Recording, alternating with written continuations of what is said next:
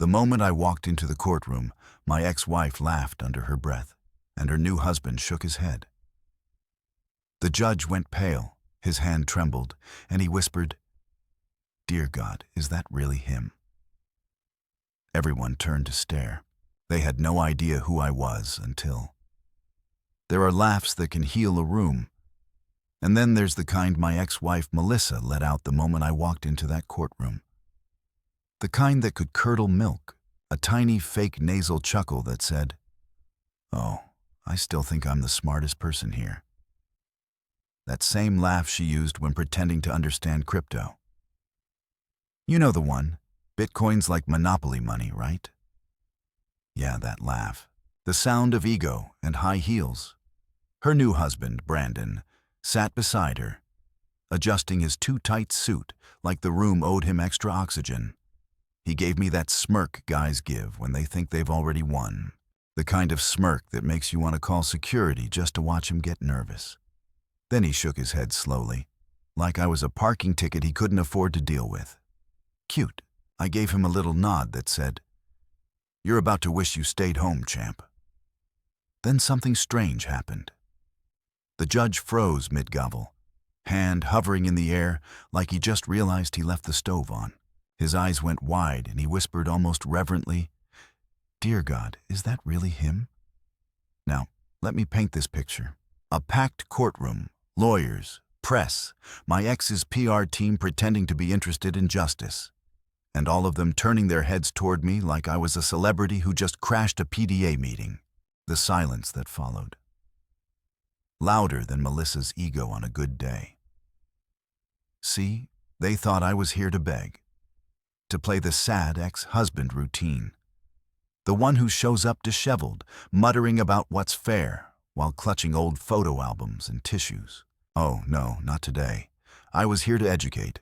7 years ago, I was the quiet guy in the background, the supportive husband, the one who handled the numbers while Melissa handled the vision. I built the foundation for her little empire, the same empire she later accidentally claimed as hers during the divorce. Yeah. She called it a clerical oversight, like accidentally claiming the Taj Mahal because you happened to own a potted plant back then. She said I lacked ambition, that I was too comfortable, that I needed to think bigger. She said it while packing her designer suitcases and taking my golden retriever Max with her. She left with half my patience and all my self-respect. I rebuilt both, just with better furniture. But here's the twist. They didn't see coming. Ambition called me back. Not the desperate, I'll prove you wrong kind. No, the calm, calculated kind that makes you smile at the chaos because you know how the movie ends. I walked in wearing a dark navy suit that screamed revenge, but make it tasteful. Custom fit, clean lines, no tie because confidence doesn't need decoration. The bow-whiff even straightened up when I passed. The man probably thought I was a visiting senator. Melissa's lawyer, a weasel named Pratt, adjusted his glasses, looked at me, then whispered something to her. She leaned in, eyes narrowing, that fake socialite smile cracking. She wasn't expecting me to look successful. She wanted the version of me she left, the one drowning in spreadsheets and heartbreak, not the guy who turned those same spreadsheets into companies she couldn't afford to invest in. Now, Mr. Reed, the judge said, finally clearing his throat. It's been a while. Good to see you, Your Honor, I said, voice steady. Last time I was here, I was paying for someone else's ambition. Melissa's head snapped toward me. Brandon blinked. The courtroom chuckled softly. That little ripple of laughter you get when people sense blood in the water. I sat down next to my lawyer, Liam Cruz, my oldest friend, and the only man I trust with both secrets and sarcasm. He whispered, "You sure you're ready for this?" I smirked. "Oh, I've been practicing in the mirror for 7 years. Today's the recital." The judge flipped through the files like he was browsing a bad script. This is quite the situation. Property disputes, intellectual rights, patent ownership. He looked at Melissa. Mrs. Turner. It's Reed, she said quickly, then hesitated. It was Reed. It's Turner now. I smiled sweetly. Yeah. We upgraded her last name during the recall. Brandon muttered something under his breath. Probably about me needing therapy. I ignored him. Therapy was what I'd been doing for years.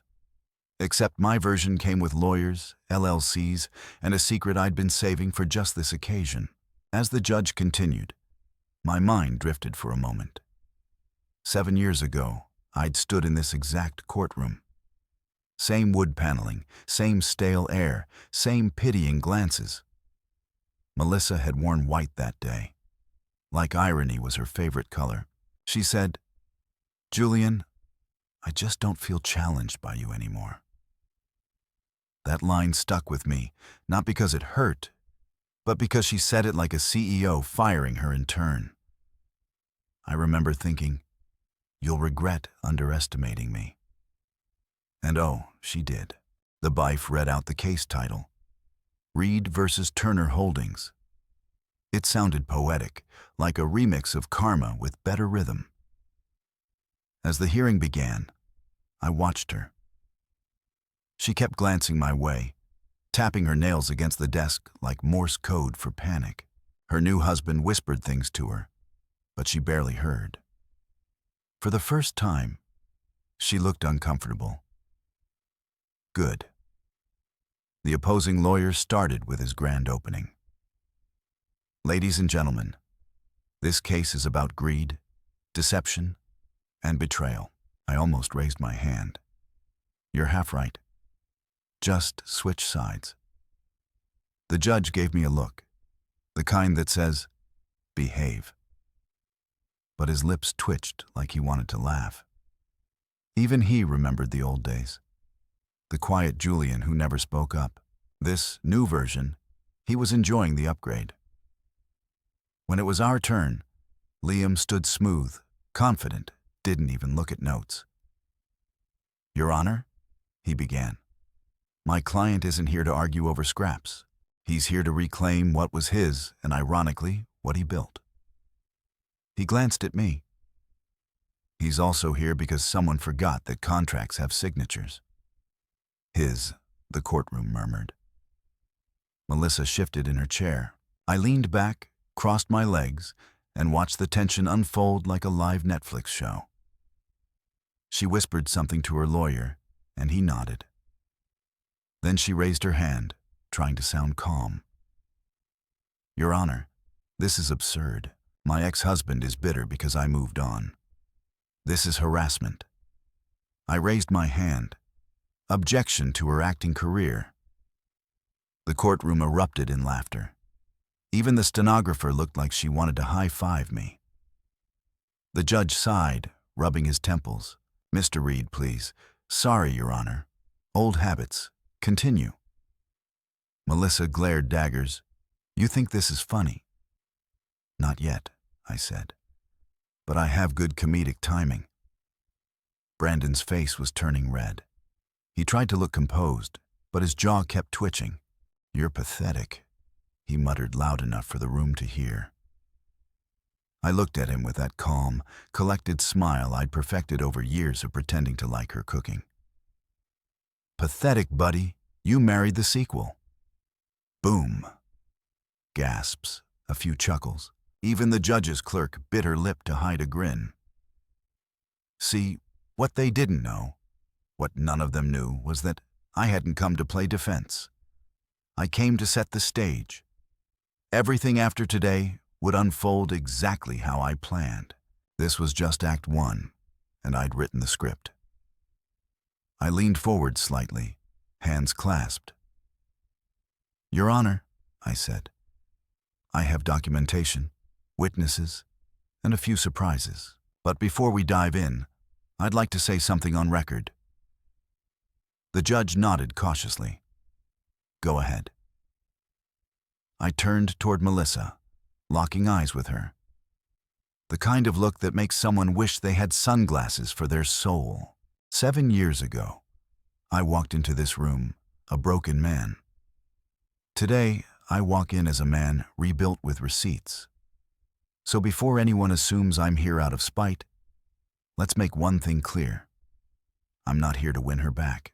I'm here to collect what's mine and give her something money can't buy. Accountability. Silence. Absolute beautiful silence. You could hear Brandon's ego deflate. Melissa blinked twice, then forced that fake press-friendly smile back onto her face. But her hands trembled. She picked up a pen, dropped it, then laughed nervously. That same crypto laugh. Full circle. The judge nodded slowly. "Mr. Reed," he said, voice quieter now, "I think everyone here understands you perfectly." "Good," I said, smiling, "because class is officially in session." That's when the gavel struck, echoing like thunder through the courtroom. People whispered, cameras clicked, and in that brief electric moment, I felt something shift. Not in the case, but in me. For the first time in 7 years, I wasn't the quiet husband or the forgotten ex or the guy who lost everything. I was Julian Reed, the man who built, rebuilt, and now stood taller than the mess that tried to bury him. Melissa's laugh had started this moment years ago. The same laugh that belittled my dreams, dismissed my patience, and mocked my silence. But this time, that laugh, it wasn't power. It was panic. And I swear, when she glanced away, I almost laughed too. Not out of bitterness, but out of poetic satisfaction. Because that laugh, the one that started it all, it was about to echo right back where it belonged. 3 years after Melissa packed her designer luggage and my self-esteem into the same moving truck, I thought the universe had finally run out of ways to surprise me. I'd stopped expecting apologies, stopped checking her Instagram business updates, and stopped wondering why the word karma hadn't shown up yet. Turns out karma doesn't text back. It sends mail. And not the kind you want to open standing up.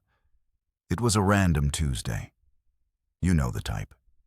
Slightly depressing, suspiciously quiet, and the kind of weather that makes you question if God's thermostat got stuck on me. I was sipping burnt coffee in my kitchen off-bachelor bunker when I heard the mailbox creak open outside. My mailman, Rick, yelled through the door like we were in a sitcom. "Julian, got something weird for you." No, cinder feels expensive. That last part got my attention. Expensive and weird. That combo only shows up for 2 reasons. Either you're getting sued or life's about to get entertaining. I opened the door, and there it was, a thick, cream-colored envelope sealed with wax, like it came straight from a period drama. No return address, just my name, Julian Reed, written in handwriting that looked like it belonged to an 18th century poet with trust issues. Rick leaned against the fence, grinning.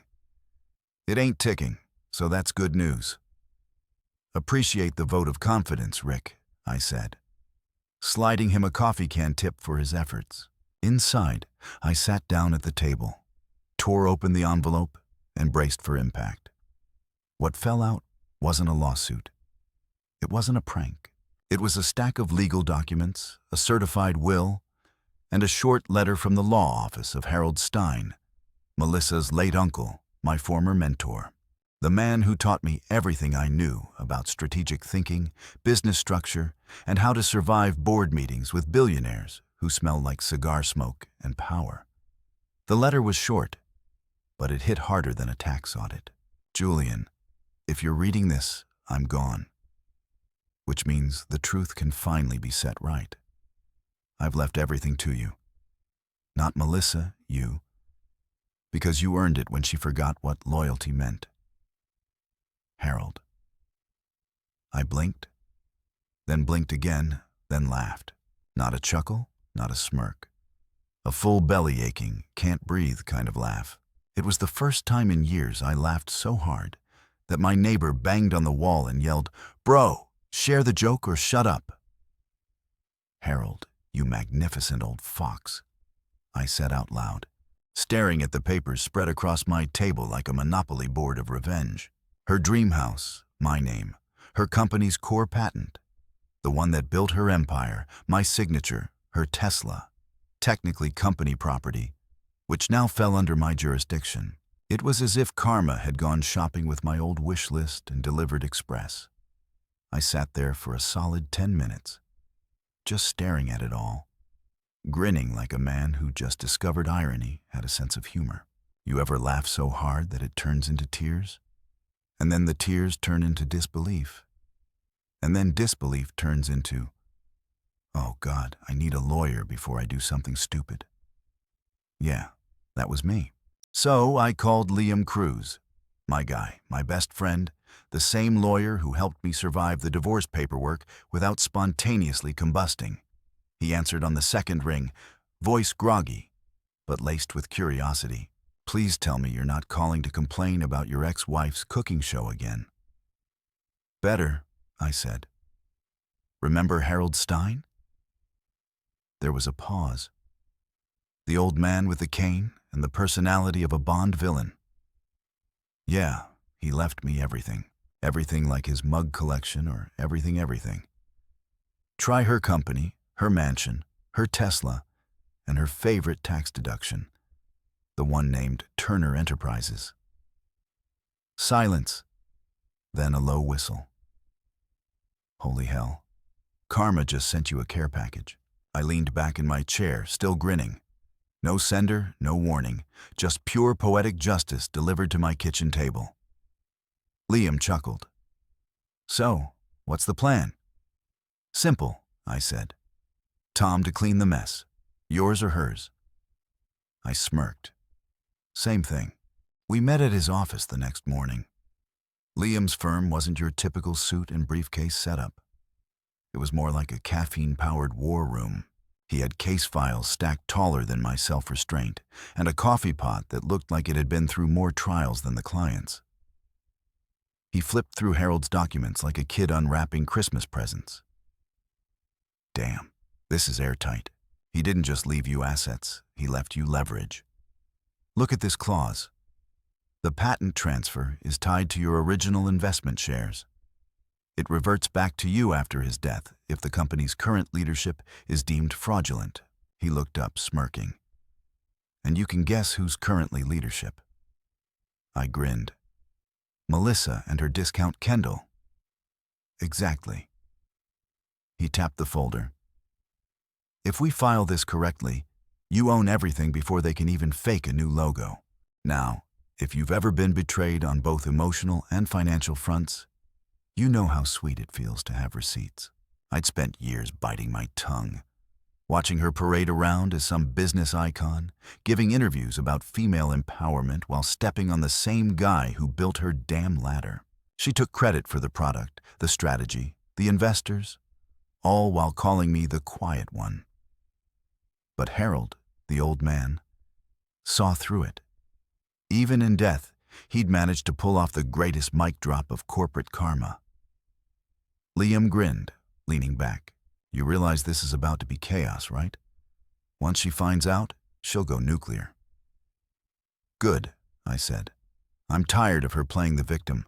Let's give her a new role. The example by Friday, we'd filed the claim, registered the transfer, and sent polite notifications to every relevant office. That's lawyer speak for we launched a legal nuke wrapped in a bow. The moment those papers went through, her company's stock froze. Her board of directors started panicking, and I sat on my couch with a beer, watching it all unfold on the news like I just tuned into a season finale I helped write. The headline read, Turner Holdings faces legal dispute over patent ownership. Sources say ex-husband may be key beneficiary. Oh, the comment section was pure gold. People were tagging her in posts like it was a scavenger hunt for Schad and Freude. Her PR team tried damage control, calling it a misunderstanding. Yeah, misunderstanding. That's what I call stealing intellectual property, gaslighting a marriage, and still thinking you're untouchable. Around midnight, my phone buzzed. Unknown number. I answered, already guessing who it was. Julian. Melissa's voice came through tight and furious. You think this is funny? Funny? No, I said, sipping my beer. It's hysterical. You should try laughing for real sometime. You had no right. Actually, I cut in. Harold gave me all the rights. Literally, in writing with witnesses. You want me to send you a copy, or do you prefer learning through headlines? She went quiet for a moment, then hissed. You'll regret this. Already did. I said it was called marriage. Click. End of call. Sweetest silence I'd ever heard. The next morning, Liam called. She tried to freeze the assets. Let me guess. Failed. Like her last attempt at sincerity. Perfect, I said. Then we moved forward. Phase 2, he laughed. You naming your revenge plan again? Not revenge, I said. Sipping coffee, education. We arranged a press statement. Clean, professional, and with just enough bite to make her spin. It said Julian Reed, original co-founder and silent partner of Turner Holdings, has assumed legal ownership of the company's core patent portfolio following the wishes of late benefactor Harold Stein. Translation: I'm back, and I brought paperwork. By that evening, the internet was split into two camps. Team Melissa, who believed she was the misunderstood genius, and Team Julian, who just wanted justice and maybe a t-shirt line. My inbox flooded with journalists, business analysts, and a few ex-cologs who suddenly remembered I existed. Then, as if the universe wanted to add seasoning to the meal, a courier arrived at my door with another package, this time from Harold's estate. Inside was a handwritten note and a flash drive. The note read, Julian, if she ever laughs again, play this. I held that little USB like it was a grenade made of truth. I didn't know what was on it yet, but Harold didn't do drama without purpose. I slipped it into my desk drawer. The game was changing, and I was done being the pawn. That night, I sat on my balcony, watching the city lights flicker against the glass buildings, the same skyline Melissa once said she'd conquer. I raised my glass to it, smirking. Well, honey, I muttered. Consider it conquered. My phone buzzed again. Liam this time. She's panicking, he said. Her PR's in meltdown. Her board wants answers. They can't spin this anymore. I smiled. Good. Let them stew, I'm just getting started. He chuckled. You know what, Julian? I think Harold would have been proud of this. Nah, I said, finishing my drink. Harold would have called it overdue. I leaned back in my chair, letting the night wind brush past me. For once, I didn't feel like the underdog or the ex or the man who lost. I felt even balanced. The universe had hit reply all. Injustice had copied me in. Sometimes life doesn't give you a fair ending. But every now and then, if you're patient, if you play it smart, if you let karma drive, it delivers a sequel better than you could have written yourself. And this one, oh, it was just getting good. There's something about hearing a dead man's voice that makes you question everything. Your sanity, your life choices, even your Wi-Fi connection. Especially when that dead man happens to be Harold Stein, my late mentor, Melissa's rich uncle, and the human embodiment of I told you so. It started 3 days after I found out he'd left me everything. Liam and I were kneed in legal chaos, buried in documents, signatures, and 1,000 emails from people who suddenly wanted to reconnect. You know how it is. Go broke and everyone forgets your number, get rich again, and they find it faster than the IRS. We were in Harold's old office, the one downtown that still smelled like cigar smoke and old money. It hadn't been touched since his funeral. Dusty bookshelves, heavy drapes, portraits of men who looked like they scolded their children for smiling. The place screamed, "Legacy!" with a side of guilt. Liam was rummaging through Harold's filing cabinet, muttering curses about missing paperwork. I was leaning against his mahogany desk, scrolling through my phone, pretending to help. That's when he said it. Julian. His voice had that weird mix of curiosity. And, please tell me I'm not about to summon demons. He held up a small silver USB drive. The old kind, scratched, unlabeled, and suspiciously shiny. Where do you find that? I asked. Behind a drawer taped to the back panel, he said. Classic Harold move. Man had things like he thought the CIA was after him. Honestly, given his tax strategies, they probably were. We exchanged a look that unspoken. This could either make us rich or make us cry look. Liam plugged it into his laptop, the fan immediately whining like it knew drama was coming. A single audio file popped up for Julian. MP3. I frowned. Not even a password. That's suspiciously friendly. Liam shrugged. Play it. Play it. He clicked. And then Harold's voice. It was weak, raspy, but still sharp in that way only he could manage. If you're hearing this, Julian, it means the vultures have finally finished circling. I froze. Liam's jaw tightened. Harold coughed into the mic. Melissa and Brandon, yes, I know, tried to force me to change my will, said it was for the good of the company.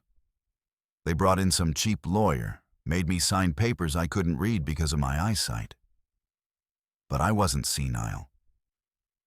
No matter what those snakes thought, I glanced at Liam. His eyebrows were halfway to his hairline. Harold continued, voice trembling but defiant. I kept the real will hidden. You, Julian, deserve it all.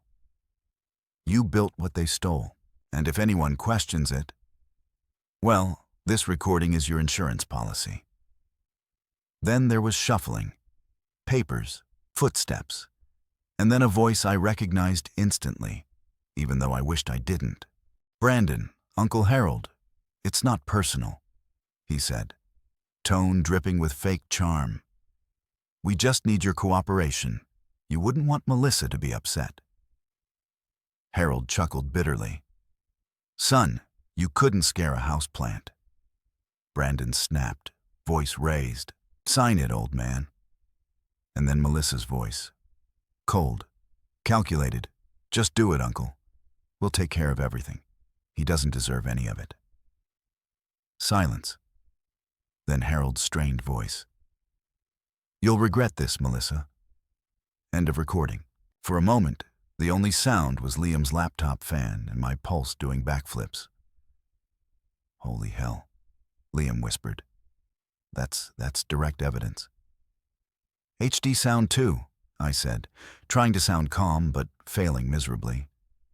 My hands were shaking. They bullied an old man on tape. She and her toy husband. He leaned back, rubbing his temples. Julian, this isn't just civil anymore. This is criminal level stupid. Yeah, I said slowly, staring at the screen and poetic level satisfying. For years, I'd been painted as the boring one, the quiet one, the guy who couldn't stand up for himself. But now, I had something louder than her PR team, more powerful than her connections. The truth, straight from the grave. Liam looked at me, half grinning, half terrified. So, what's the move? You planning to nuke them with this? Nah, I said, smirking. I'm going educational. Educational? Yeah, I said they'll learn today. He burst out laughing. You're insane. I've been called worse, mostly by her. We sat there for a while, staring at the USB like it was Excalibur. The irony wasn't lost on me. The same woman who used Harold's name to humiliate me at investor dinners was now about to be exposed by his voice. She always used to joke, Julian, you're too patient. Yeah, patience is a hell of a teacher. I picked up the drive, turned it over in my fingers. We'll copy it, store it, and lock it down. Multiple backups, cloud, physical, encrypted. Tattoo it on a rock, whatever it takes. Liam nodded. Already on it. By the next morning, we had 5 copies. One with Liam, one with me, one in a bank vault, one on a secure drive, and one labeled for court because subtlety is overrated. But I couldn't shake the sound of her voice from my head. That cold tone, that entitlement. The same voice that once told me I was lucky she chose me. I believed her once. Now I wanted her to hear herself the way Harold did, the way the world soon would. Later that afternoon, Liam called.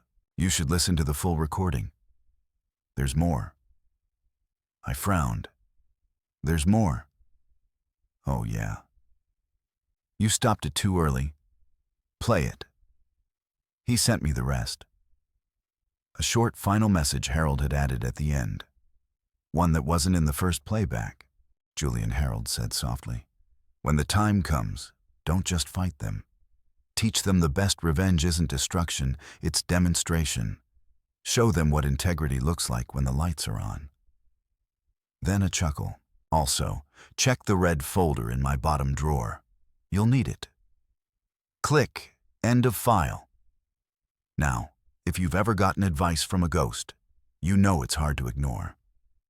So back I went to his office the next morning. The place was still gloomy, dust dancing in the sunlight like bored spirits. I knelt, opened the bottom drawer, and sure enough, a thick red folder. Inside were signed statements from board members, notarized copies of his real will, and even photos of the fake signing session. Harold had covered every base like a man who'd lived through too many family dinners. I just stood there for a moment, holding that folder, feeling something between grief and vindication. The old man had believed in me, even when I didn't believe in myself. I looked up at his portrait on the wall. Stern eyes, half smile. You sneaky genius, I whispered. You really planned this? Liam called again. You good? Good, I said, smiling faintly. I'm about to be great. We met again at his office that night, rain tapping against the windows like a drum roll. He spread everything out on the table, the audio file, the documents, the folder. You realize this is a slam dunk, right? Yeah, I said. But I don't want a slam dunk. I want a standing ovation. He chuckled. Then you better rehearse your speech. Oh, I've been rehearsing for 7 years, I said. That night, after we finalized everything, I drove home with the USB in my pocket. I didn't go inside right away. I sat in the car, engine off, staring at the rain streaking down the windshield. You ever feel a mix of triumph and sadness? That's what it was. Victory with a side of loss. Harold had given me the ammo, but also the lesson. This wasn't about revenge anymore. It was about balance, about finally getting to tell the truth without shouting, about letting her choke on the silence she used to weaponize. I thought back to all the times she laughed at my ideas, the late nights when I stayed up fixing her business proposals while she took credit for them on morning shows. The charity gala where she called me the supportive husband in front of investors like I was her intern. Every single humiliation, every single eye roll, they all came back now. But this time, they made me smile, because soon the world would hear the real story in Harold's own voice. I looked at the USB one last time before putting it away. Rest easy, old man, I said softly. They're about to learn everything you wanted them to. When I finally stepped out of the car, I caught my reflection in the window. Calm, confident, older, sharper. Not the quiet man she discarded. Not the pushover she'd rewritten in her version of the story. This was me. Version 2 Justice. I walked upstairs, plugged in my phone, and typed one message to Liam. Tomorrow we move. Class in session. He replied instantly. Lesson plan ready, Professor. I smiled. Melissa and Brandon had no idea what was coming. And the best part? They were about to hear it from the one man they could never silence. The voice from their past. When people say the truth always comes out, they never tell you how. They make it sound like the truth just floats in one day, wearing a cape announcing, "I'm here to fix everything." Spoiler alert, that's not how it works.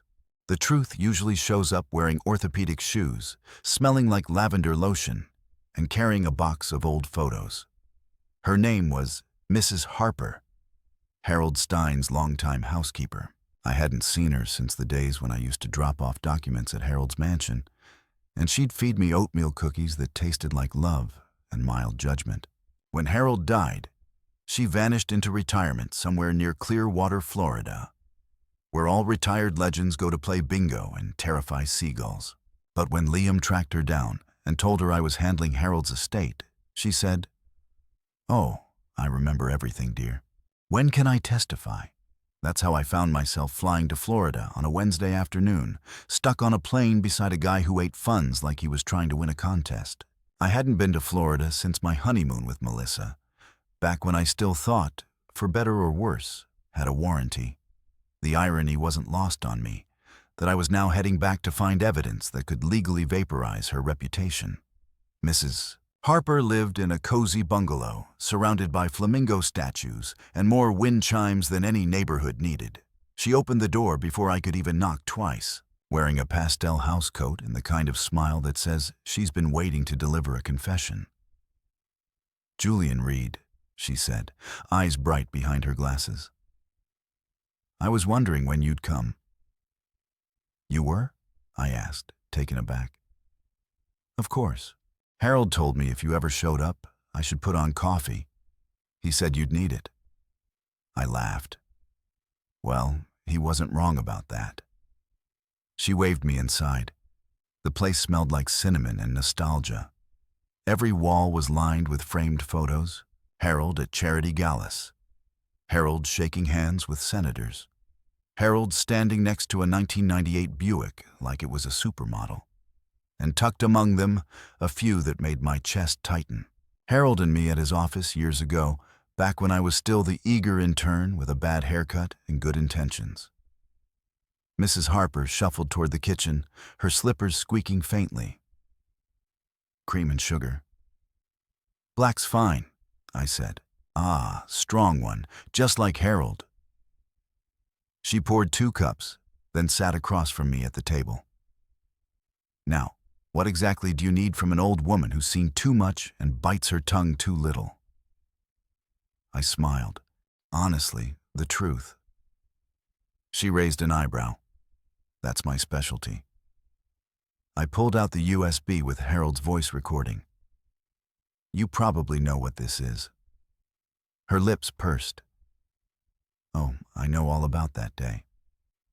She took a long sip of coffee. She made him sign the fake papers right there in his study. Her new man was standing behind him like some sort of bouncer.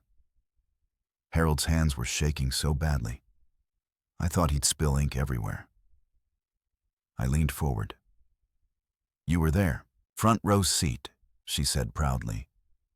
I told her it wasn't right. She smiled at me. That cold smile rich people use when they think you're furniture. Said I should mind my business. So I did, meaning I memorized everything.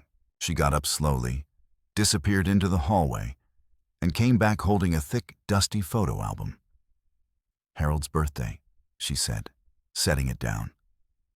The same day she brought those papers. She claimed they were for a business merger, but Harold looked like someone was forcing him to sign away his dog. She flipped through the pages until she found the photo. Grainy, but clear enough to make my stomach twist. Harold, pale and weak, sitting at his desk. Melissa is standing beside him, red nails clutching a pen, that fake smile plastered on her face. And behind her, Brandon in all his useless glory, watching like he owned the world. Mrs. Harper tapped the photo. That's the moment. See her hand? She's holding the paper right over the Rio. Will Harold wrote the week before. She switched them while he was distracted. I stared at the photo, trying not to laugh out of sheer disbelief. She really posed for the crime scene. Oh, honey, Mrs. Harper said, chuckling. She thought she was starring in her own movie, the one where she wins everything and walks off into the sunset. Bad script, I said. Terrible ending coming soon. She grinned, revealing a row of surprisingly strong teeth for 82. You sound just like Harold. He used to say, if you let fools talk long enough, they'll narrate their own downfall. We spent the next hour going through her memories. She remembered everything. The day, the clothes, the smell of Harold's cologne, even the brand of pin Melissa used. One of those fancy gold ones with her initials on it. She said, bought it special for the occasion. Probably thought it made her look powerful. Yeah, I said, because nothing screams legitimate like committing fraud with personalized stationery. When she was done, I sat back feeling a mix of gratitude and rage. Mrs. Harper, would you be willing to testify? She didn't hesitate.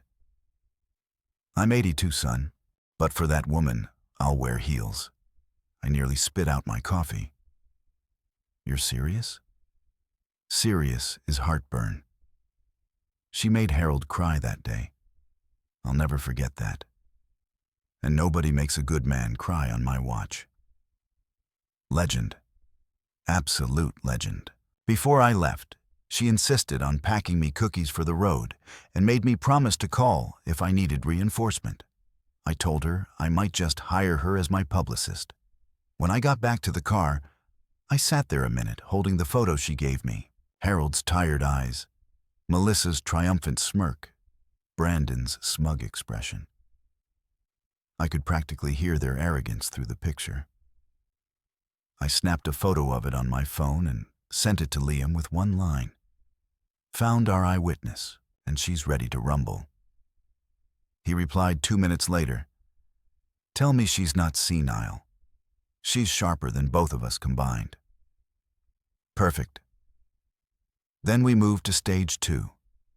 Public humiliation with receipts. By the time I landed back home, Mrs.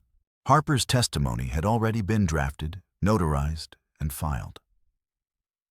Liam was a machine. We've got audio, visuals, and now a witness, he said.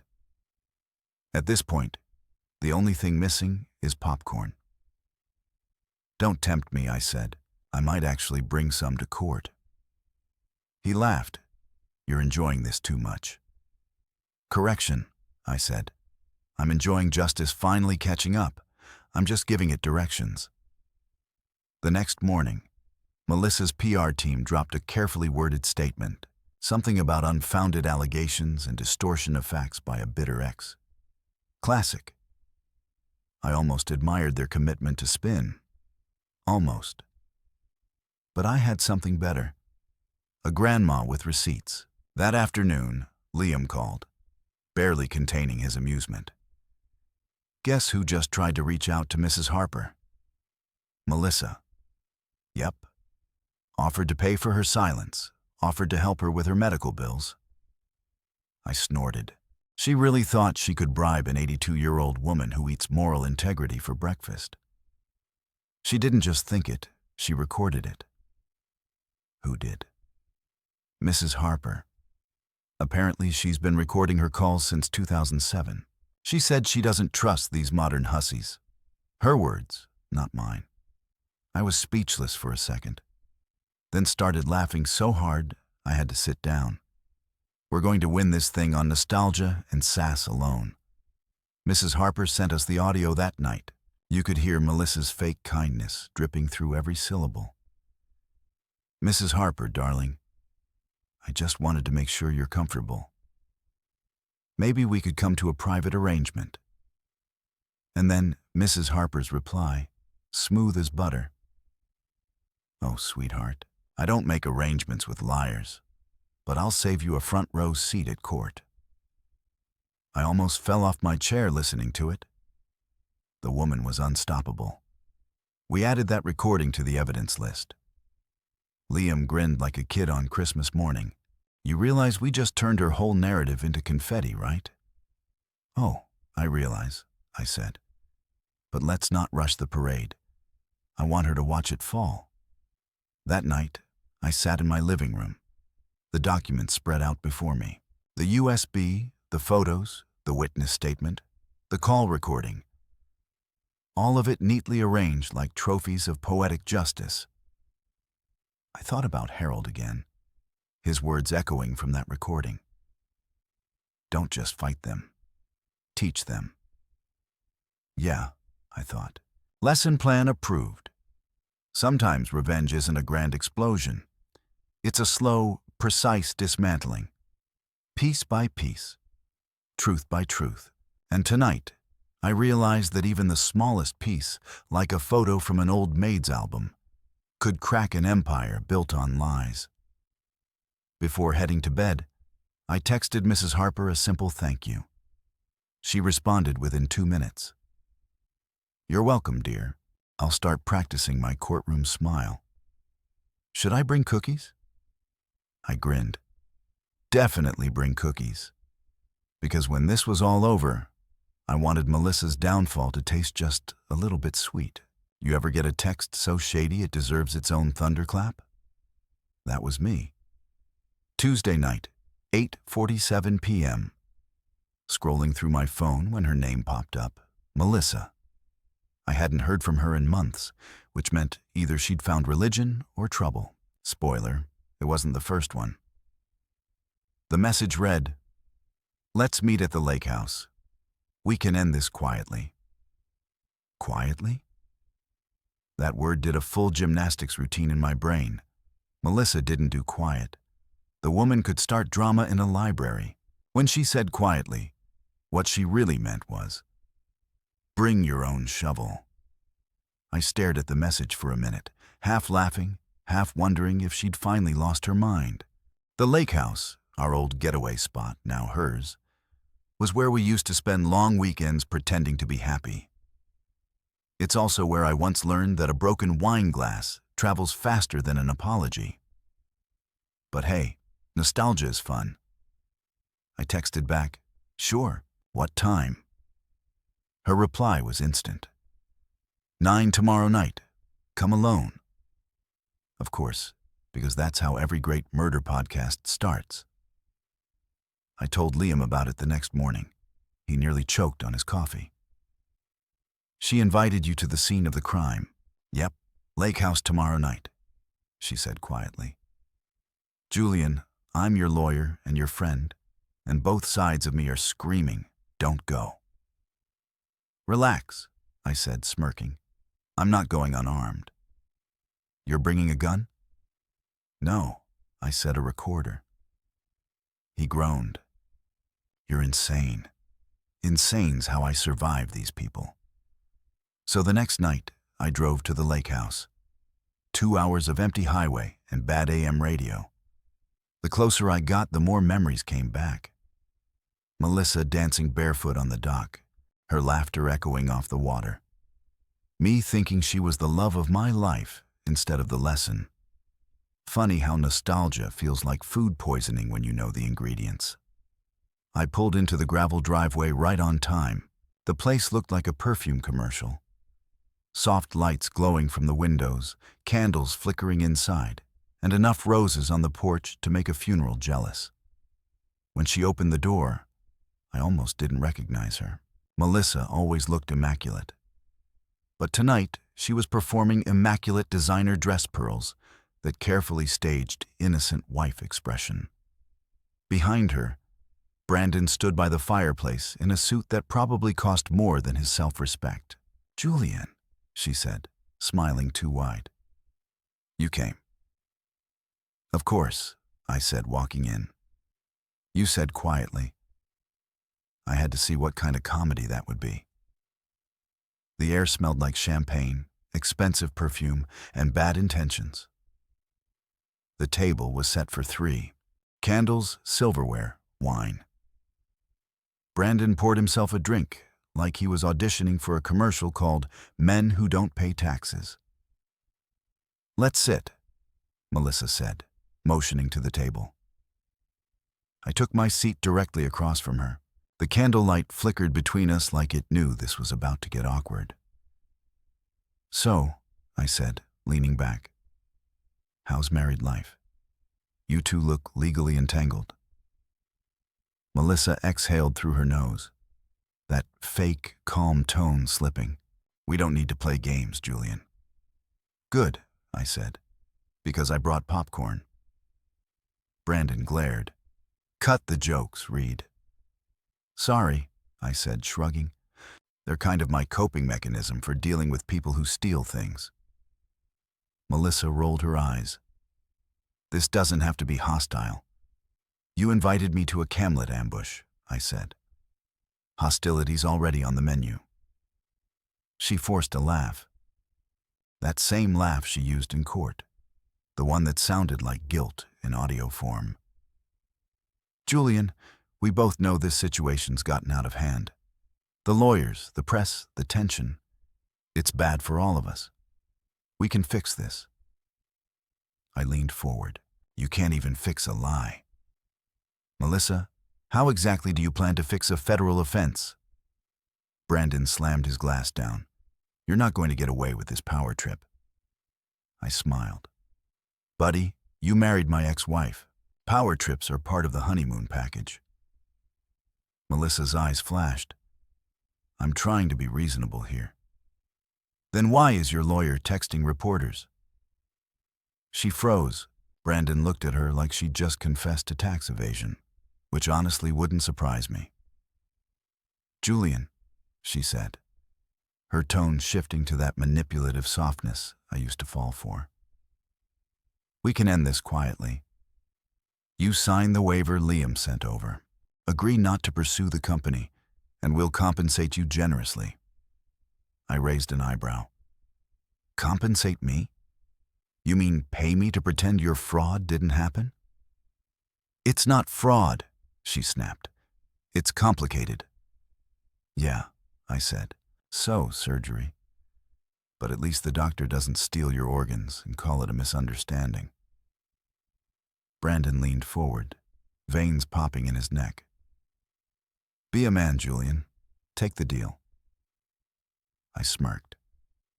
"Define man, because last I checked, I'm the one who still has a job and a conscience." He stood up, fists clenched. I didn't flinch. I just slowly twirled the pin she'd placed beside the contract, spinning it between my fingers like a baton. "Wow," I said.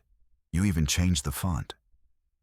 "Helvetica, classy move," Melissa hissed. "Sign it and walk away. You'll still come out rich." "Melissa," I said, leaning forward, my tone calm but surgical. "Rich isn't just about money, it's about peace. You traded yours for Instagram followers." Her expression cracked. Brandon muttered something about ungrateful bastards and poured another drink. I clicked the pen, letting the sound echo in the silence. My recorder, tucked in my pocket, was picking up every word. "You really think people will believe you?" She sneered. "You, the quiet ex, the nobody. You'll be laughed out of court." "Maybe," I said, smiling. "But the laughter won't be mine." She frowned. "What's that supposed to mean?" "You'll find out," I said. About 30 seconds after the judge presses play, her face palled. "You have nothing." "Oh, I have everything," I said. "And the best part? You gave me most of it." For a moment, the only sound was the ticking of the clock and Brandon's nervous sip of whiskey. Melissa's hands trembled slightly, just enough for me to notice. She wasn't used to losing control. She thrived on it. Tonight, she was choking on it. She stood abruptly, trying to regain composure. "Fine. If you want to go down this path, so be it. But don't expect me to hold back. Sweetheart, I said, standing too. You've been holding back the truth for years. It's about time you let something honest out. Brandon muttered. You're going to regret this. Funny, I said, smiling. That's what your accountant said before the audit. Melissa gasped. What audit? Oh, come on. You think Liam didn't dig? You've been moving funds from Harold's trust through dummy accounts in Turner Holdings for years. But don't worry. I'm sure the prosecutor will understand. Her face drained of color. You wouldn't, wouldn't I? You stole from your dying uncle. I'm just returning the favor. Interest included. For a second, I thought she might actually throw her wine glass at me again. Old habits die hard. But instead, she grabbed the contract, tore it in half, and hissed. You'll burn for this. Maybe, I said, walking toward the door. But at least I'll burn clean. As I reached for the handle, Brandon called out. You think this recording means anything? You'll never prove it was real. I turned back, grinning. Who said I only had one? And with that, I left. The cool night air hit me like a baptism. I walked to my car, heart pounding, not from fear, but from the thrill of knowing the trap had closed. I pulled out my phone, checked the recorder. Everything was there. Her offer, his threats, her panic. Crisp audio, the kind of evidence that makes prosecutors salivate. As I started the engine, I caught one last glimpse of the lake house in the rearview mirror. The candles flickering, the windows glowing. It looked peaceful from the outside, but inside that was the sound of empires cracking. Halfway down the road, my phone buzzed.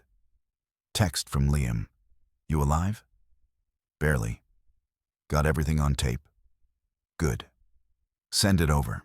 Also, she tried to bribe me with champagne and Helvetica. Huh? Classic Melissa. See you tomorrow. I smiled, rolling down the window. The night air tasted like vindication. When I got home, I played the recording again, this time on my laptop, hearing her voice beg and manipulate. It was almost nostalgic. Almost. I saved the file in 3 locations and sent copies to Liam with the subject line, Dinner served cold. Then I poured myself a drink, whiskey, 2 cubes, no regrets, and toasted to Harold wherever he was. Hope you're watching, old man, I said quietly. She's finally learning. And for the first time in years, I laughed. A real one, not the bitter kind, because this time, I wasn't laughing at my pain. I was laughing at the ending she'd written for herself. Dinner was over, and the main course, justice. If there's one thing I've learned about powerful idiots, it's that they always assume loyalty can be rented. They think everything has a price. Integrity, silence, friendship, even memory. That lesson got reinforced the next morning when my phone lit up with the kind of call you only get when someone's backed into a corner. I was mid-sip on my second cup of coffee, halfway through reading an article titled, How to Avoid Your Ex in a City of 8 Million People. When Liam called, his voice had that tone, the one he used when he was equal parts disgusted and entertained. Julian, he said, you're going to want to hear this. Now, when a lawyer says that before 9 a.m., it's never good news. Please tell me she didn't file another motion. I groaned. Oh, she filed something. He said it's called desperation. Talk to me. Brandon called me. That woke me up faster than caffeine ever could. He called you. Yep. Offered me 200 grand to drop the case. Said it's for the family's reputation. I almost spit out my coffee. 200 grand? What does he think, he's in a Netflix political drama? Oh, it gets better. Liam said, laughing. He left it on voicemail. Full confession. I recorded the call back, too. I leaned back in my chair, grinning. You're kidding. I'm a lawyer, not a magician. I don't joke with gold like this. Send it. A minute later, my phone buzzed with the file. I hit play, and there it was. Brandon's voice, nervous, but trying to sound confident, like a used car salesman pitching morality. Hey, Liam, he began. Look, we both know how messy this is getting. Melissa's emotional and Julian's being stubborn. Nobody wants this circus in public. So, what if we make it worth your while? Say $200,000. You drop the case. Everyone moves on. You can even tell your client it was a dead end. There was a pause. I could hear Liam's faint chuckle in the recording. Then he said, You do realize you just tried to bribe an attorney, right?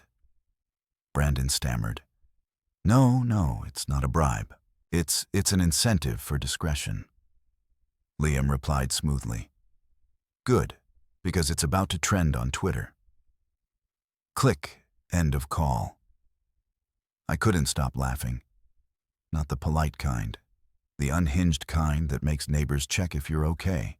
He actually said, incentive for discretion. My God, this man's thesaurus should be burned. Liam called back, chuckling. We're sending this to the prosecutor today. This case just went from civil to criminal faster than Brandon's brain cell count. Who's on the prosecution?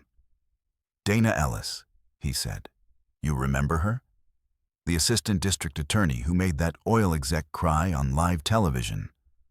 Oh yeah, I said, grinning. The woman who could slice lies in half just by blinking. That's the one. She's been waiting for a case like this. Well, congratulations to her. I said she's about to get front row seats to the Melissa and Brandon meltdown tour. By noon, Liam had already forwarded everything to Dana's office. She called me directly that afternoon. Her voice was smooth, but carried that edge of someone who'd seen too many rich people try to wiggle out of accountability. Mr. Red, she said, I've reviewed the preliminary documents. The evidence is substantial. That's legal code for holy crap, right? She laughed softly. Something like that. We're filing formal charges for attempted bribery and obstruction. Music to my ears.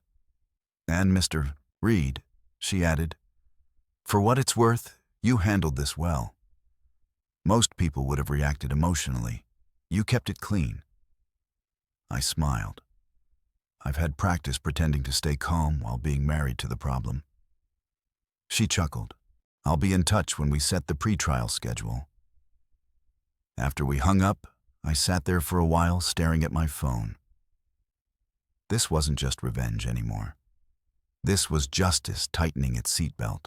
For years, I'd been made to feel like the fool, like the naive guy who didn't know how the world worked. But now, the same people who laughed at me were the punchline. Around 4 Yaskan, Liam stopped by my apartment. He tossed his briefcase on the couch and handed me a beer. You're officially the star witness in the dumbest bribery attempt I've ever seen. Cheers to that, I said, clinking bottles. He sat down, sighing. They're unraveling, man. Melissa's PR team tried to spin the story, said the audio was deep-faked. I snorted, of course, because when you're caught lying, the best move is to invent new technology. Dana already verified it. Timestamp, voice match, everything. Beautiful. He took a long drink, then grinned. You know what the best part is? What? She called me this morning. Melissa. Yep. Said she wanted to clarify the situation. I told her she could clarify it in court. She must be panicking, I said, smirking. Oh, she is. Her husband's under investigation. Her company's frozen, and her old maid's got better PR than she does. The woman's basically one yoga retreat away from a nervous breakdown. We laughed for a while, the kind of laughter that tastes like relief. For the first time in years, I didn't feel like I was reacting. I was leading. I wasn't the quiet husband cleaning up after the storm. I was the storm. Later that evening, my phone buzzed again. Unknown number. Normally, I'd ignore it, but I had a gut feeling. I answered. Juliet. The voice was frantic. Melissa. I leaned back in my chair, calm as ever. Afternoon, Mrs. Turner, or is it Mrs. Panic now? Don't do this, she said quickly. You're ruining both our lives. Oh, sweetheart, I said, smiling. You ruined yours. I'm just reading the fine print. This isn't you, she pleaded. You're not cruel. I chuckled. Funny. That's what Harold said right before you forged his will.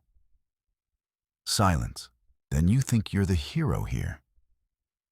No, I said I'm the reminder. What does that mean?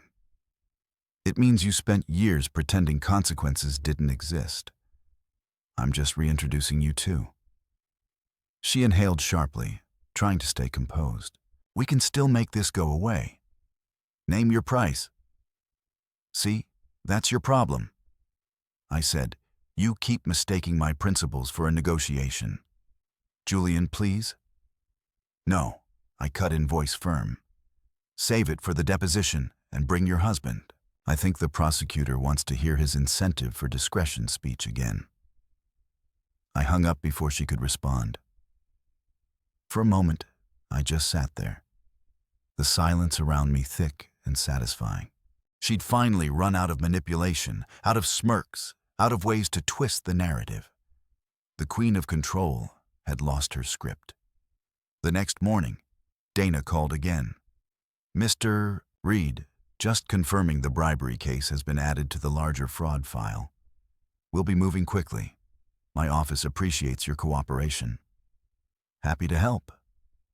I said, you might want to bring popcorn to court. It's going to be cinematic. She laughed. Trust me, I'm already reserving a seat. When I hung up, I realized something. I wasn't angry anymore. The bitterness that had fueled me for years had turned into something quieter.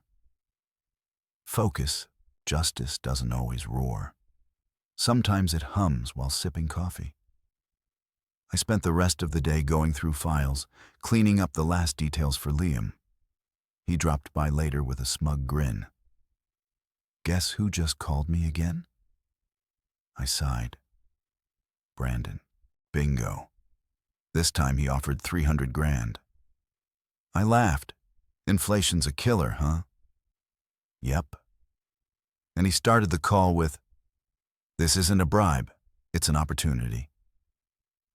I nearly fell out of my chair. Please tell me you recorded that too. Of course I did. It's practically a hobby now. We both cracked up. Then, as his laughter died down, he looked at me more seriously. You know, you could have gone the easy route. Sold your silence. Walked away rich. Yeah, I said quietly. But then I'd still be here kind of rich. Empty, he nodded slowly. You really have changed, man. Maybe, I said. Or maybe I just finally stopped being polite about my piece. That night, I sat on my balcony again. City lights flickering in the distance. I thought about Harold, about his voice on that recording, about the lesson he'd left me. Don't just fight them, teach them. And for once, I understood it completely. This wasn't about payback anymore. It was about closure, the kind that doesn't need applause, just quiet certainty. I raised my glass to the skyline. Here's to karma, I said softly. She's slow, but she's thorough. Then I smiled. A real one, because for the first time in years, I wasn't waiting for the next storm. I was the calm after it.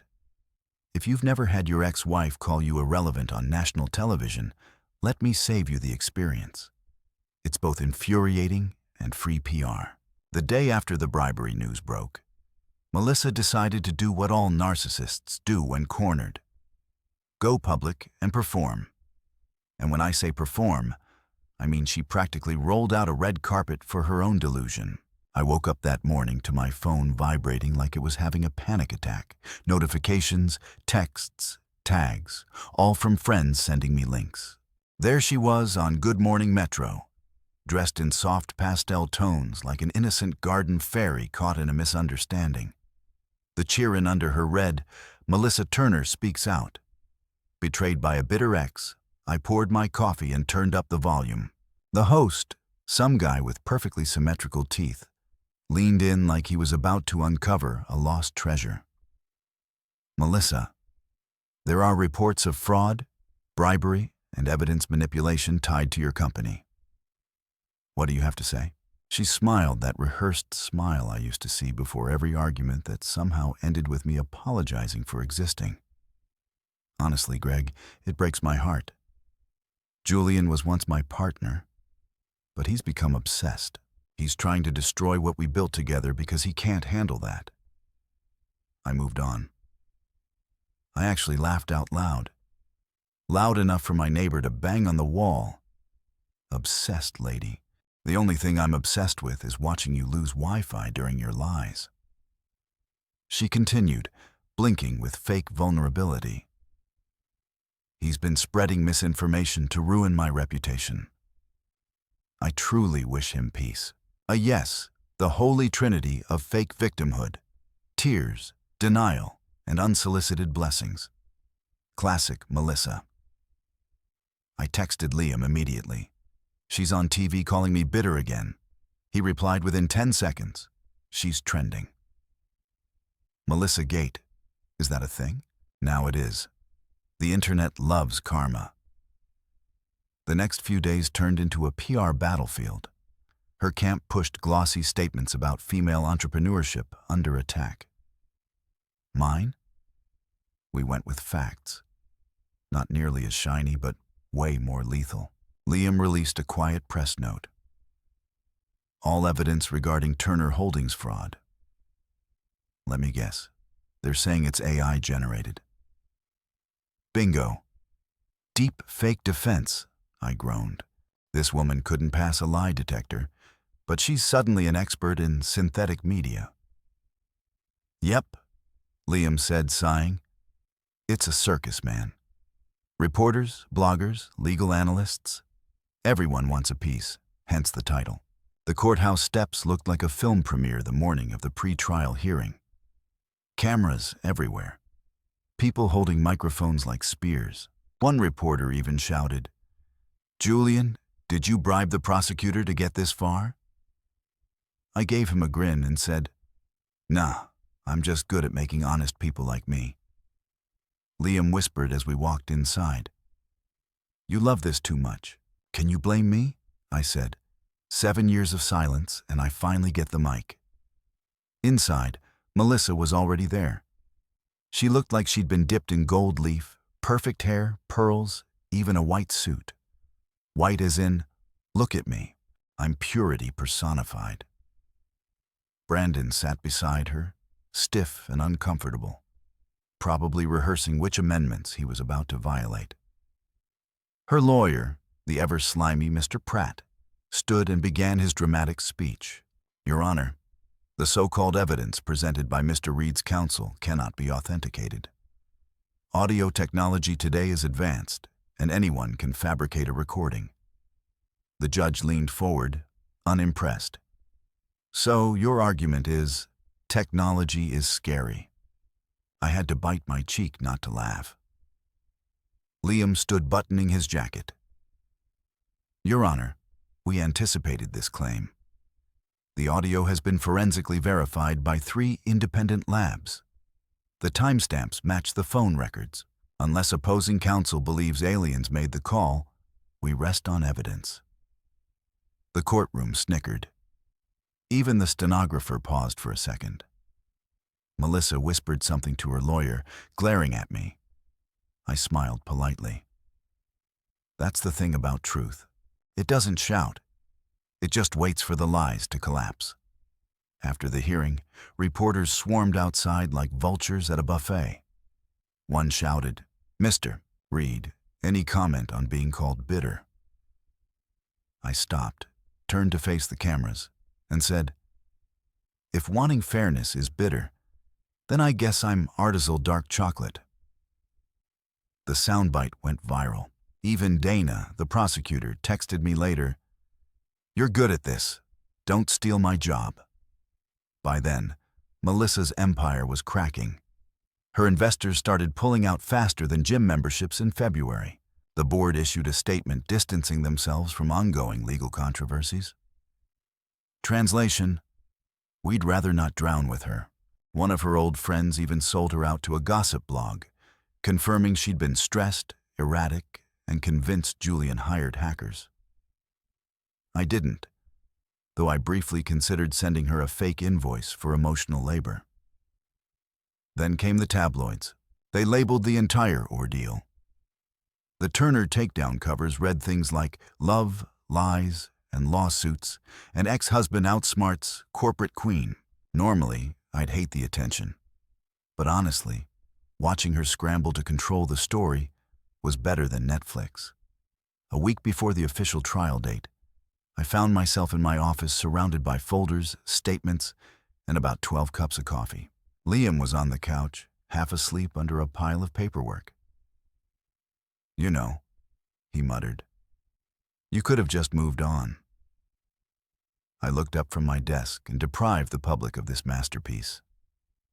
"No way," he chuckled. "You've gone full petty philosopher. Hey, pettiness with purpose is just strategy in heels." We laughed, but underneath it, I felt something else. Peace. The kind that doesn't need validation. Just closure. I wasn't chasing revenge anymore. I was defending dignity, mine heralds, even the truths. A few days later, another text from Melissa came through, longer this time, clearly written during one of her late-night panic spirals. "I know you think you've won, but this will destroy both of us. You can't fix pain by inflicting it. Stop before it's too late." I read it twice, then replied, "Too late was 7 years ago. This is just me turning the lights back on." I didn't hear from her again after that. The final week before trial felt weirdly calm.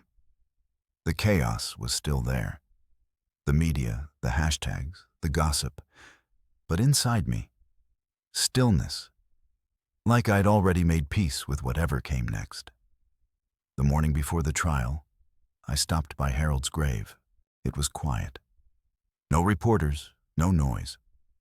I placed a single white rose on his headstone and said, "You were right, old man. They taught themselves the hard way." Then I added, smirking, "And don't worry, I kept it classy." When I got back to the city, Liam texted, "Everything's set for tomorrow. The DA's ready. We're walking in with confidence and caffeine." I texted back, "Good, because tomorrow the circus ends." But deep down, I already knew it wasn't just their circus. It was mine too. I'd been part of it once, smiling on command, clapping for the illusion. The difference now was that I finally knew where the exits were. As I shut my phone and leaned back in my chair, I laughed softly to myself. The world could call it petty. They could call it dramatic. But me, I called it closure in 4K with surround sound. Tomorrow wasn't just the trial, it was the encore. Courtrooms have this weird smell. Part coffee, part paper, and part panic. It's like justice has a scent and it's nervous. The morning of the trial, I walked through those courthouse doors feeling like I was entering a movie I'd already seen a dozen times. Only this time, I wasn't the extra in the background. I was the main event. The place was buzzing. Reporters, cameras, whispers, all that cinematic chaos that makes lawyers secretly love their jobs. My story had turned into a public spectacle. Turner versus Reed, or as Twitter called it, X-Wars, the final hearing. People were lined up outside like they were waiting for concert tickets. You'd think Taylor Swift was testifying. When I entered the courtroom, heads turned. Not in that, oh no, it's the defendant way, but in that wait, that's him. The calm guy who torched a scandal way. I was wearing a charcoal suit, no tie, simple watch, confidence in fabric form. Liam leaned over and whispered, "You ready?"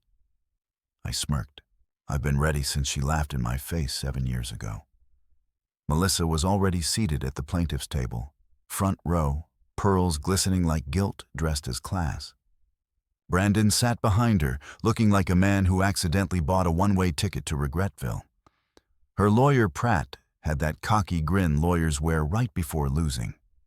Judge Harris entered, an older man with tired eyes and the face of someone who'd seen too many divorces and not enough therapy. "Court is now in session," he announced. The gavel hit the wood, echoing like thunder over fragile egos. Dana Ellis, the prosecutor, sat across from Liam. Sharp suit, sharper tone. If confidence could be bottled, hers would be labeled premium-grade justice.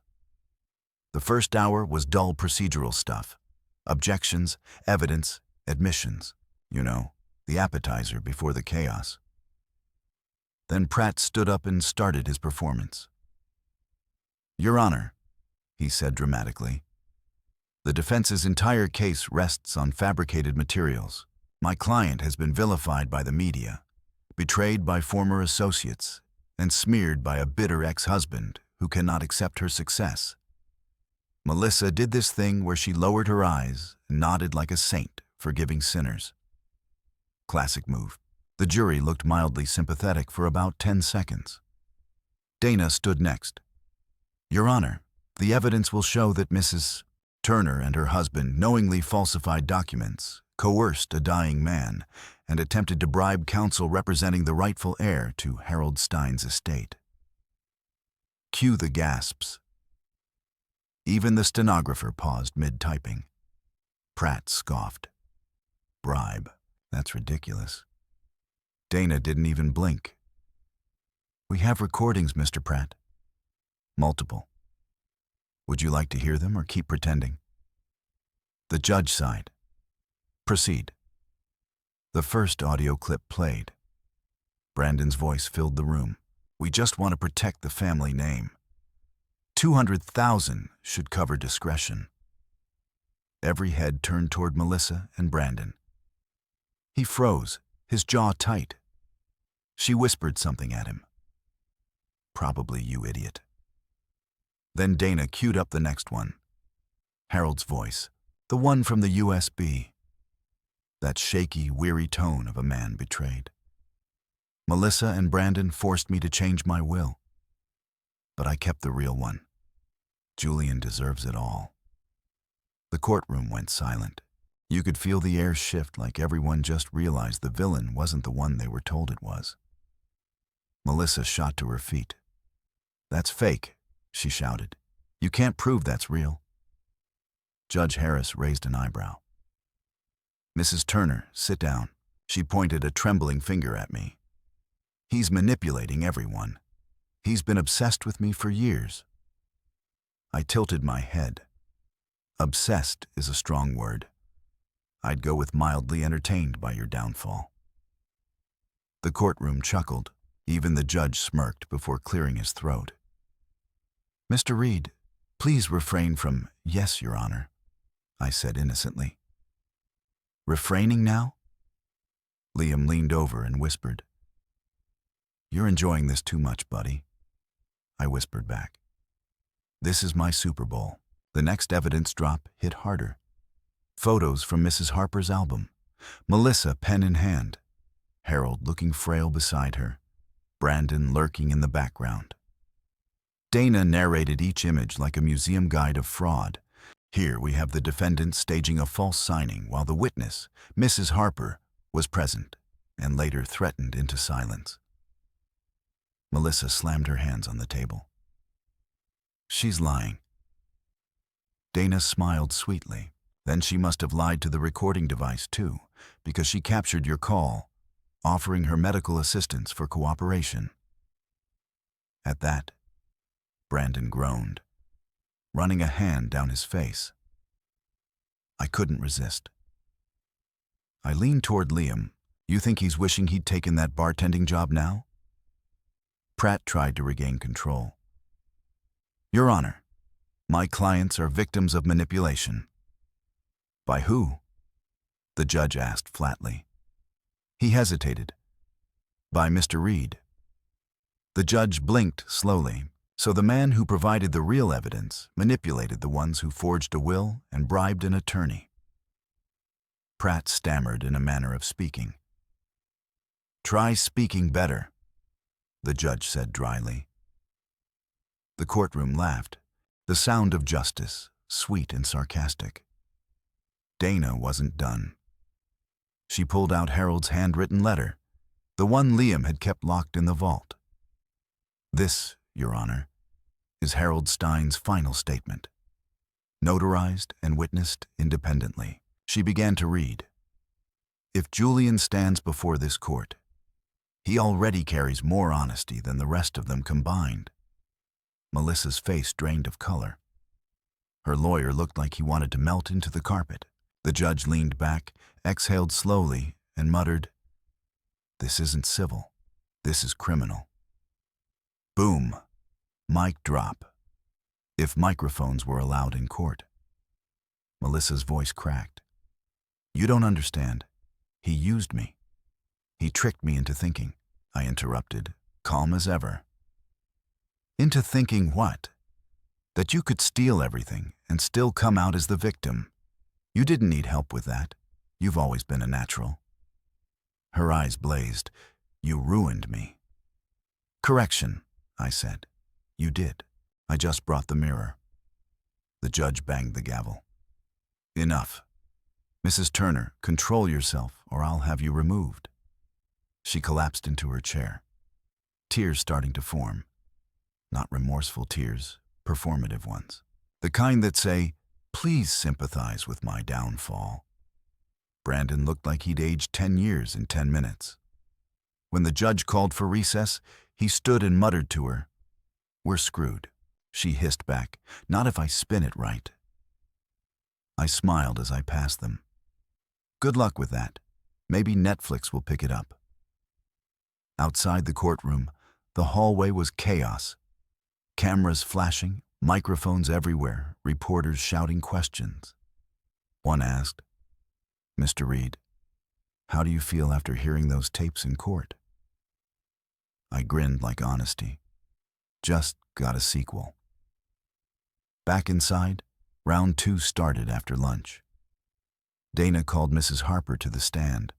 The woman walked in, wearing her Sunday best and the confidence of a saint who knows she's about to deliver divine punishment. Mrs. Harper, Dana began, do you recognize the people in this photo? Of course, she said proudly. That's Harold, that's Melissa, and that's the other one. What's his name again? Brandon Turner, Dana replied. Right, Brandon? I remember him because he smelled like cheap cologne and bad credit. The courtroom exploded with laughter. The judge coughed into his hand to hide a smile. Melissa's lawyer objected. Your Honor, relevance. The judge waved him off. Overruled. The witness can continue. And please, Mrs. Harper, proceed carefully but honestly. I always do, she said sweetly. Unlike some people, her testimony sealed it. Every detail matched the photos, the recordings, everything. By the time she stepped down, you could see the jury wasn't just convinced, they were offended on my behalf. When closing arguments rolled around, Donna didn't need theatrics. This isn't about divorce, she said. It's about deception, about people who thought wealth made them untouchable, and a man who refused to let truth stay buried. Then she turned toward me and nodded once. "Thank you, Mr. Reed." The judge's final words before adjourning for the verdict were simple but heavy. "If half of what we've seen today doesn't shock you, then you've stopped paying attention." As the gavel came down, Melissa's composure shattered completely. She shouted something incoherent, half anger, half panic. The bailiff had to step forward, not to restrain her, but to protect the dignity of the meltdown. Brandon just sat there, silent, face in his hands. For once, he understood what rock bottom sounded like, and it came in Dolby surround. When the session ended, I stood up, adjusted my jacket, and looked over at her. She met my eyes with pure hatred, and I gave her the calm smile I've ever managed in my life. "That," I said softly, "was for Harold." And I walked out, leaving the circus behind. Verdict: guilty. Fraud, forgery, obstruction, the trifecta of poetic justice. The courtroom went silent, then erupted into whispers, cameras clicking like applause. Melissa sat frozen, mascara running an Olympic marathon down her cheeks. Brandon just stared at the floor like maybe it would open up and swallow him. Mercifully, it didn't. The judge looked at me and said, "Mr. Reed, your uncle would be proud?" I nodded, smiling just enough to be polite. Inside, though, it felt like exhaling after holding my breath for 7 years. All assets restored, patents reverted, the house mine again. Reporters shouted questions as I walked out, but I just kept moving. For once, I didn't need to explain anything. The truth had done all the talking for me. Melissa whispered as I passed, "You won." I leaned close and said, "No, we did. You taught me how." Then I left her there in pearls, shame, and silence. 1 year later, peace didn't come like a sunrise. It came like a refund. Quiet, satisfying, and way overdue. I'd opened the Reed Institute for Legal Integrity downtown, a fancy way of saying a place where people learn not to become their own scandals. The irony wasn't lost on me. I was now teaching others how not to do exactly what Melissa did. Underestimate patience, misplace honesty, and overestimate their own cleverness. Reporters still tried to frame me as the man who turned revenge into philanthropy. I preferred my version. The guy who got tired of stupid people winning. When one journalist asked if I did it for revenge, I laughed. "No," I told her revenge yells. Justice hums while sipping coffee. The lake house eventually became mine again. I didn't sell it. I kept it like a trophy and a warning label in one. Sometimes I drive out there, sit by the dock with a beer, and listen to the quiet. The same water that once echoed her laughter now mirrored peace instead of pretense. Do I forgive her? Maybe. Do I miss her? Only when my Wi-Fi lags. That's how I know hell is real. Brandon took a plea deal.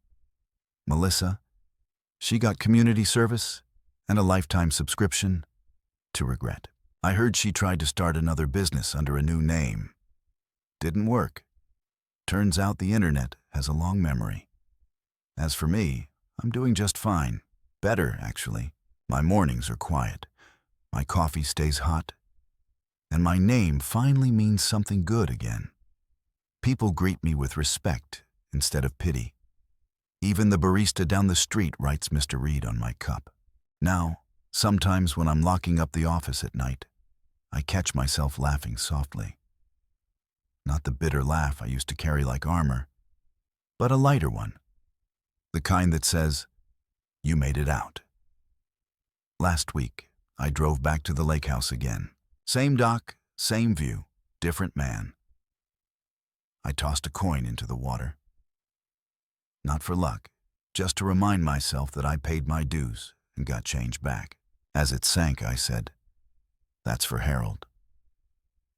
The wind was calm, the ripples faded, and for the first time, the silence didn't feel empty. It felt earned.